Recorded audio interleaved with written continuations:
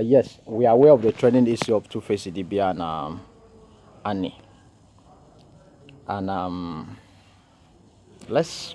It appears they've already concluded and they have sealed up their divorce case before the public came to knowing of the facts that transpired between these two. In case you are just meeting me for the first time, I remain Felix Elijah Nana, your legal practitioner. It's a good one that every day in the country we have one or two distractions, but life generally is a drama. Unfortunately, these dramas are being acted out on people's life. But looking at it stricto sensu, that's in the legal sense of it. If you look at Section 15 of the Matrimonial Causes Act, you discover that grounds for dissolution of marriage are contained therein. And looking at these grounds, the proof of the grounds as content, the omnibus or the general ground is that you must show that your marriage has broken down irretrievably. And there are factors that will determine whether or not marriages are broken down irretrievably. And that's where Section 15 and 16 of the Matrimonial Causes Act comes into determining these factors. Now, one of the complaints of Anie is that Tuface has about 5 or 6 children before they met, or during their relationship. Maybe their relationship was in and out.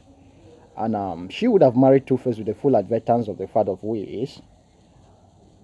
But we wouldn't know whether they had a prenuptial agreement that upon marrying Tuface, that Tuface would not live his lifestyle as he was living. Assuming that is the sole ground in which they had relied on. I wouldn't know who approached the court first, but it appears it was Tuface, the way he's so joyous.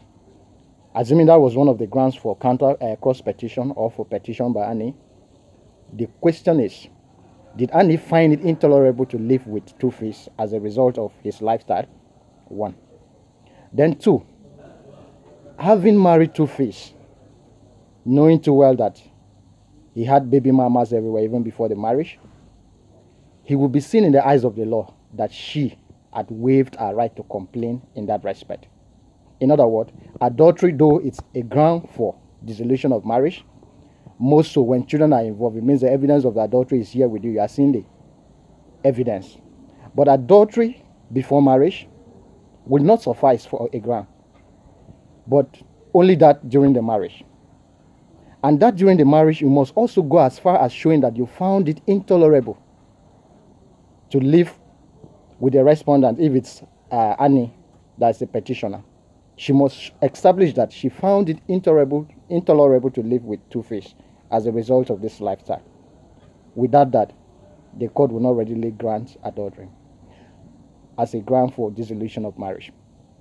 More so as she would have also slept on her right on that, seeing this guy doing all this and she refused to complain. All of a sudden, we are hearing it at the public domain this time.